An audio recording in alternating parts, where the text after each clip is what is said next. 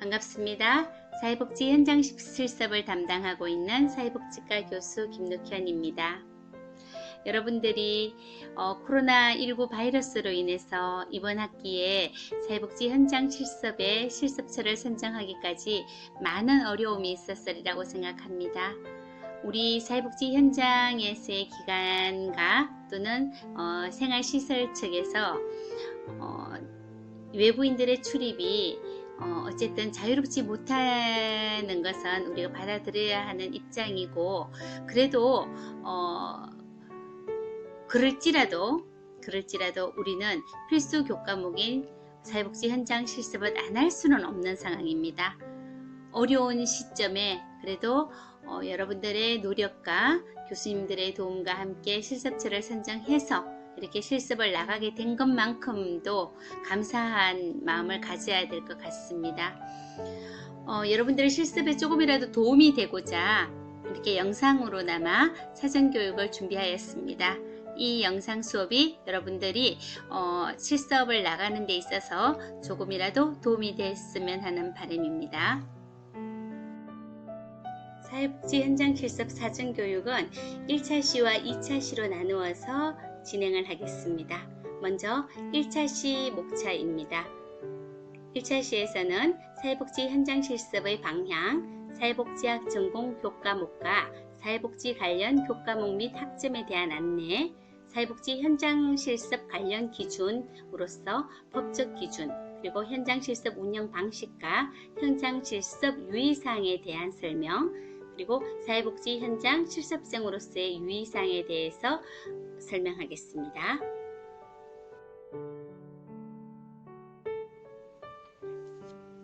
여러분들이 신청한 사회복지 현장 실습은 실천학문으로서 사회복지학의 역사와 함께하는 필수적인 교육과정입니다. 대학에서 제공하는 교육과정이면서 사회복지 실천 현장에서는 이렇게 실습이 현장의 교육을 통해서 이루어지는 것을 기본으로 하고 있습니다. 그래서 이러한 특성으로 인해서 사회복지 현장 실습은 학계와 현장이 함께 협력적 관계를 통해서 책임을 져야 되는 교과목입니다.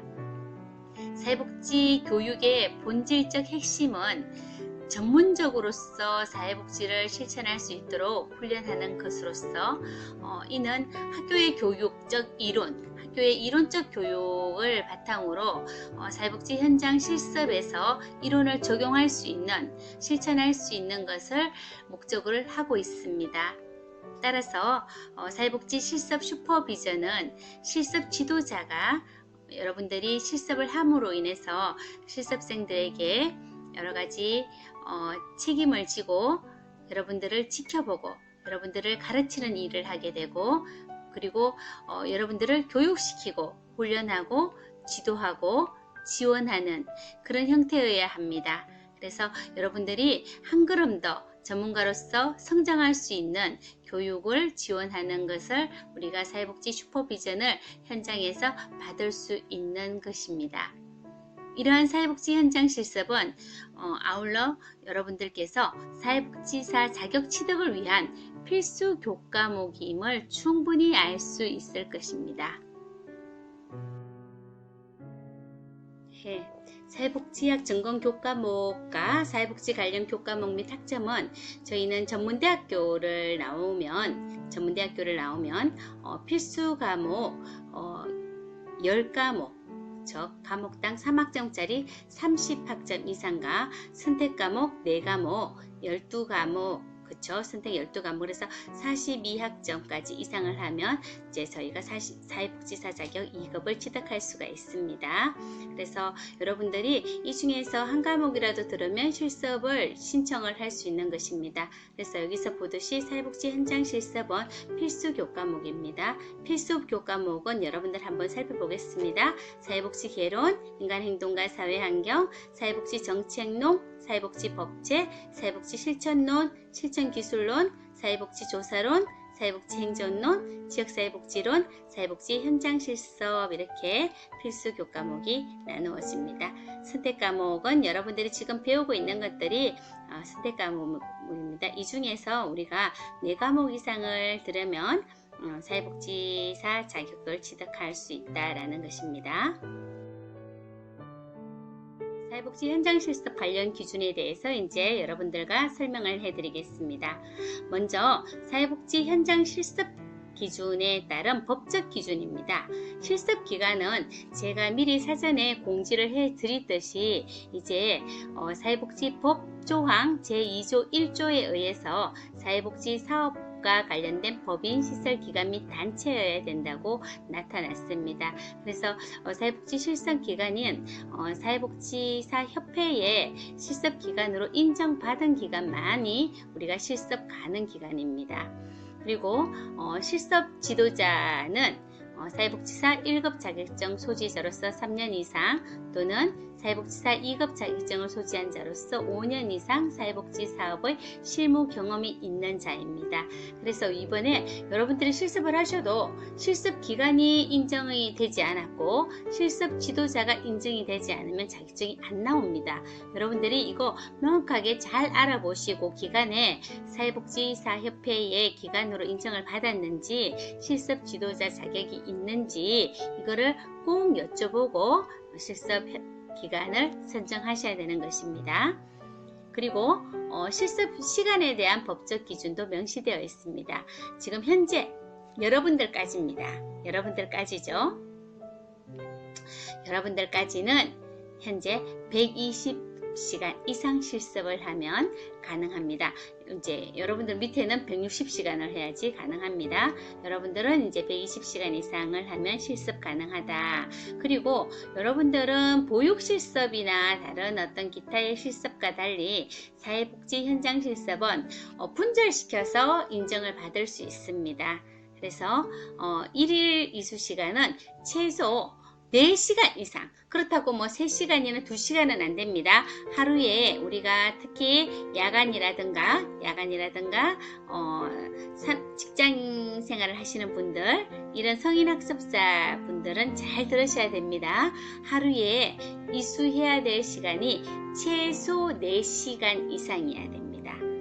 그렇다고 야간에 가능합니다 라고 해서 3시간이나 2시간 이렇게 하면 인정받지 못합니다. 최소 4시간 이상, 그리고 최대 한꺼번에 한다고 해서 뭐 하루에 10시간 하겠습니다. 안 됩니다. 최대 8시간까지를 인정을 받을 수 있습니다. 그 또한 실습생이 만약에 실습 이수 시간 전에 아침, 점심, 저녁 밥 먹는 시간 있죠. 기간에 따라서 예를 들면 종합사회복지관에서 실습을 한다. 그렇게 여러분들이 이해를 합시다. 예를 듭시다. 그러면 9시부터 실습을 합니다. 11, 12, 그쵸? 1시, 2시, 3시, 4시, 5시, 6시까지를 여러분들이 실습 시간을 9시간입니다. 라고 하면 인정받지 않습니다. 6시까지 퇴근을 하면 실습 시간은 점심시간 1시간 빼고 8시까지가 됩니다. 무슨 말씀인지 아시겠죠? 식사 시간은 실습으로 제외된다라는 겁니다. 그러나 실습으로 인정되는 것도 있습니다. 어떤 거? 프로그램 특성상, 그렇죠? 프로그램 특성상 뭐예요? 식사 지도가 포함되는 경우는 실습으로 인정됩니다. 예를 들면 생활시설 어르신들의 식사 지도 들어가죠. 우리가 어르신들이 스스로가 노인 요양시설 같은 경우 스스로가 어르신들이 식사를 못하지 않습니까? 장애인 생활시설에 장애인 스스로가 식사를 못하잖아요. 이런 경우는 미리 우리가 협의할 때 우리가 실습 식사 시간을 실습 시간으로 인정받을 수도 있습니다. 자, 여기까지는 이해되셨으리라고 생각합니다. 제일 중요한 첫 장 내용입니다. 꼭 명심하셔서 실습 기간을 선정하시리라고 여러분들 별표하시고 체크를 한 번 더 해주시기를 부탁드리겠습니다. 네. 그리고 사회복지 현장 실습 운영 방식으로 기관과 실습 지도자가 사회복지사협회에 등록되어 있어야 된다라는 것을 안내를 했습니다. 그렇죠? 그리고 실습비에 대한 안내입니다. 우리가 사회복지 현장 실습을 가면 실습비 1인당 협회 지역적 특성마다 조금씩 차이는 있더라고요. 근데 보통 지역의 협회 연합회 차원에서 정하는데 보통 이제까지 저희가 경험에 의하면 실습비는 1인당 10만원 이내로 명시되어 있습니다. 그래서 이 여기 안에서 실습비를 내는 겁니다. 그러나 단 실습생의 식비는 별도 부과 가능합니다. 그렇죠. 10만원 실습생 실습비 외에 플러스 식비를 더 플러스해서 부과 가능하며, 그러나 이 식비 외에 실습생들에게 후원금이나 교육비 명목으로 추가 비용을 요구해서는 절대로 안 되고, 줘서도 안 되고 요구해서도 안 된다는 것을 여러분들이 알고 계셔야 됩니다. 몇 년 전에 실습 지도를 나갔는데 저희 학생들에게 이제 성인 학습자들이 실습을 하면서 실습을 조금 일찍 퇴근을 했다라든가 이런 명분에 있어서, 아니면 실습을 좀 편리를 봐줬다 이러면서 실습생들에게 금전적인 물품을 요구를 한 사례가 있었습니다. 그래서 물품 사례를 예를 들면 기관에 커튼을 만들어 달라, 기관에 간판을 만들어 달라 이렇게 요구를 한 사례가 있었습니다. 그래서 학생들이 실습 지도 교수인 저한테 도저히 이거는 무리가 있다, 이건 아닌 것 같다 라고 이야기를 했었고, 기관에 가서 요청을 하니까 그것을 물품 후원을 해주지 않았다고 실습에 대한 인정을 해주지 않겠다라고 했습니다. 그래서 제가 다시 그것을 그 기관에서 실습을 했는 거 플러스 부족한 거는 다른 기관에서 다시 실습을 하는 것으로 해서 겨우 실습을 어렵게 마쳤는 사례가 있었습니다. 여러분들도 절대로 어떠한 경우에도 실습을 명확하게 시간을 지켜서 하셔야 되고, 그리고 실습 외에 후원금이나 어떤 금전적인 것을 요구하면 줘서도 안 되고, 그리고 또 요구해서도 안 된다라고 여러분들이 알고 있어야 됩니다. 또한 실습 지도자는 실습 기간에 상근 직원이어야 된다라고.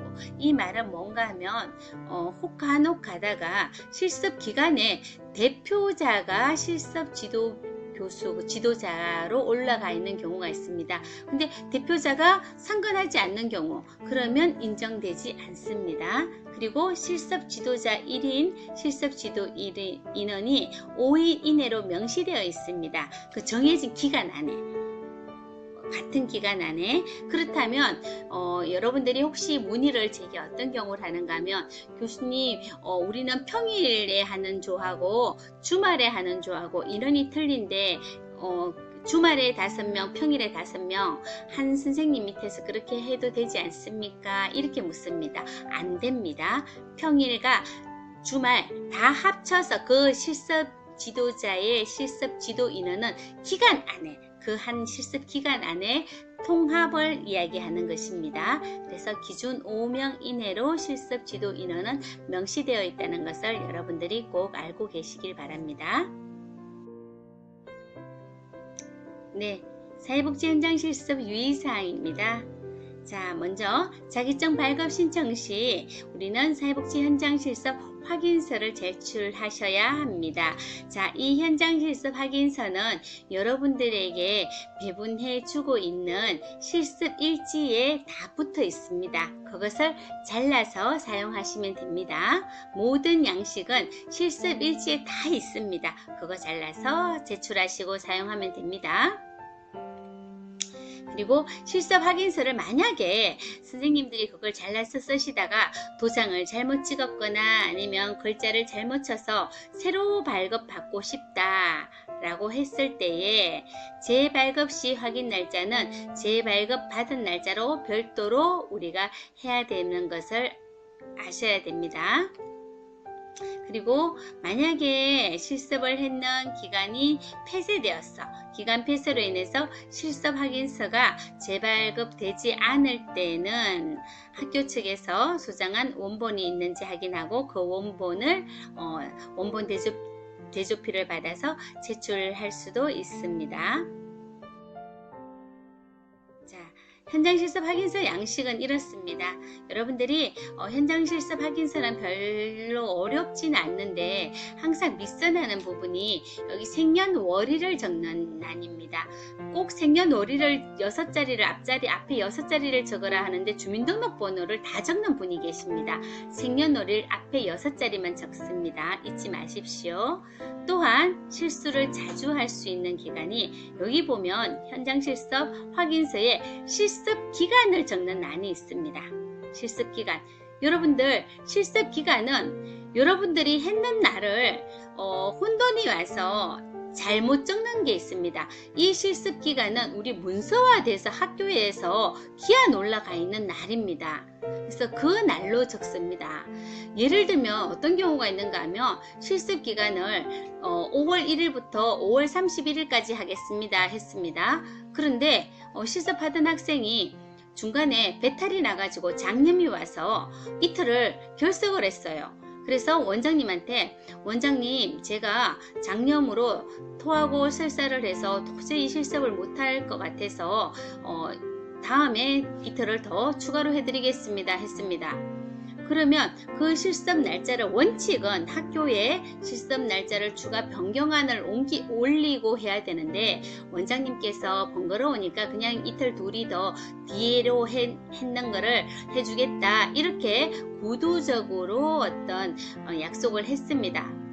그렇게 했습니다. 그렇다고 해서 여러분들이 실습 기간을 5월 1일에서부터 5월 31일이 아니고 나중에 아픈 거 이틀 결석했는 것 때문에 이틀 더 한 거 6월 2일까지 이렇게 적으면 안 된다는 이야기입니다. 왜? 학교에 문서화된 날짜는 5월 1일부터 5월 31일까지로 올라가 있기 때문입니다. 무슨 말씀인지 아시겠죠? 정실습 기간을 모르면 조교 선생님한테 전화로 정확하게 물어서 적으셔야 됩니다. 이 기간이 잘못되면 실습 확인서는 다시 인정받지 못합니다. 여러분들 무슨 말씀인지 아시겠죠? 네, 그리고 현장 실습에 있어서 우리가 혹 가다가 실습 지도 선생님께서 지도자가 사망이나 퇴사, 사망은 거의 없는 경우고 퇴사하는 경우는 있습니다. 그쵸? 이럴 때는 뭐예요? 서명 확인이 불가능하기 때문에 실제 지도받은 이의 성함을 명시하고 서명남 다음 그의 대리 서명을 합니다. 거기다가 왜 이 사람을 했는지 그 대신에 이 사람의 우리가 새로운 실습 지도자가 자격이 있어야 되는 것을 꼭 여러분들이 알고 있어야 됩니다. 그래서 낼 때는 실습 확인서는 반드시 원본을 제출해야 되고 실습 지도자나 실습 기관이나 실습 지도 교수 서명은 모두 확인되어야 된다라고 이야기합니다. 반드시 원본, 복사본 안 됩니다. 원본을 제출하라 라고 명시되었습니다.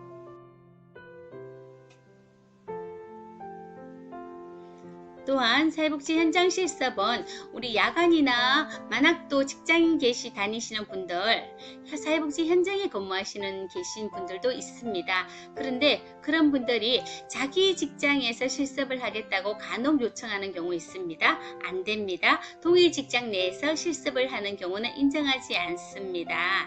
그래서 만약에 조금 전에 이야기했던 내용입니다. 실습 이수 중 실습 지도자가 중간에 변경된 경우 법적 기준에 맞아야 되고 실습 확인서는 전후 지도자 각각 받아야 된다. 이야기했는 내용입니다. 그쵸? 다음은 사회복지 현장 실습생의 유의사항에 대해서 안내해 드리겠습니다.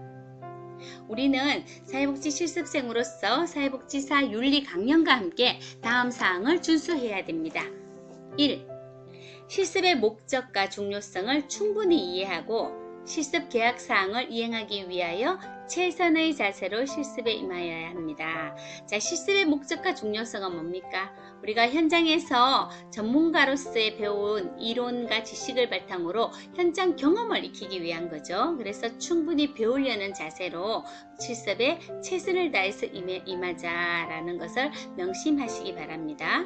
그냥 단순히 시간을 때우고 실습 자격증을 따기 위해서 시간 때우는 식으로는 절대로 하지 마시라는 겁니다. 여러분들이 전문가가 되기 위해서 이 비싼 등록금 내고 오셨기 때문에 실습의 목적과 중요성을 충분히 알고 최선의 자세로 실습에 임해야 된다는 것. 두 번째, 실습은 대학에서 학습된 이론을 구체적으로 적용하는 과정임을 인식하여 이에 최선을 다한다. 세 번째, 실습 교육기관의 구성이라는 생각으로 타 구성원과 협력하며 친화적인 태도를 취한다. 저는 개인적으로 이 3번의 내용을 좀 굉장히 중요하게 생각을 합니다. 자, 실습 교육기관의 구성원. 여러분들은 이제 실습을 나가게 되면 여러분 한 사람의 이름, 예를 들면 뭐 김민수, 김록현 이런 이름 아닙니다. 그 실습 현장에 가서는요, 여러분들 개인의 이름이 아니고 가톨릭 상지대학교 사회복지과 학생들입니다. 무슨 말씀인지 아시겠죠? 여러분들은 이제 실습을 나가게 되면 여러분들 한 개인의 이름보다는 가톨릭 상지대학교 사회복지과 학생이라는 것으로서 실습 현장에 나갑니다. 여러분들 개인보다는 가톨릭 상지대학교 학생이라는 거. 그래서 여러분들이 잘못하면 학교 전체가 잘못하는 게 됩니다. 그래서 학교 욕 먹이지 마시라고 부탁드리고 싶습니다. 여러분들 한 사람의 잘못된 방식, 잘못된 태도, 언행이 결국은 학교에 부족한 것으로 남을 수 있으니까 꼭 학교의 구성원님을 명심하시기 부탁드립니다. 네 번째, 기관의 정책을 이해하고 수용하며 실습 과정에서 준수하도록 한다. 자, 다섯 번째, 근무 시간은 기관의 규정에 준하며 직원과 동일한 자세로 근무 시간에 임하도록 한다. 자, 원래 실습은 선생님이 되는 겁니다. 우리 여러분들 생각해 보세요. 우리 학교 다닐 때 교생 선생님 나오죠? 그 실습이에요. 학교 초등학교 교생 선생님은 초등학교 선생님들하고 똑같이 출근해서 퇴근하고 똑같이 수업을 하잖아요. 마찬가지입니다. 우리가 사회복지 현장 실습을 나간다는 것은 사회복지사의 업무를 하러 가는 겁니다.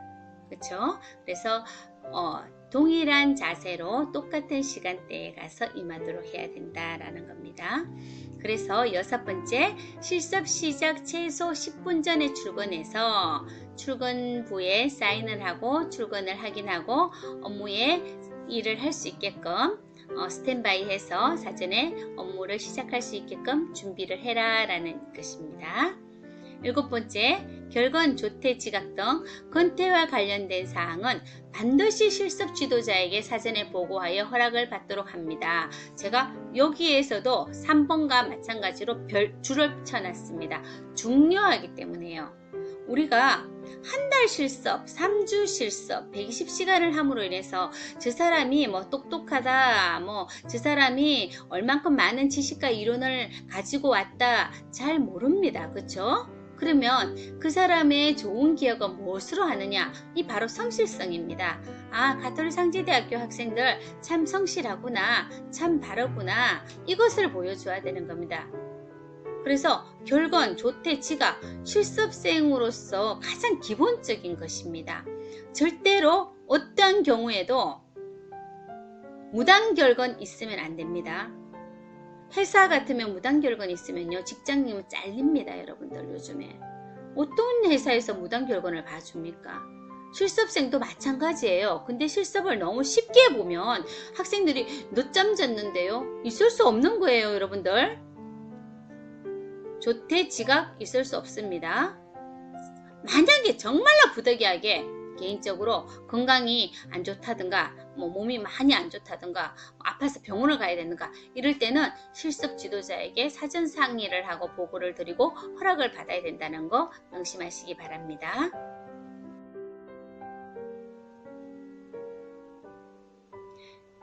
자, 사회복지 현장 실습생 유의사항 8번째입니다.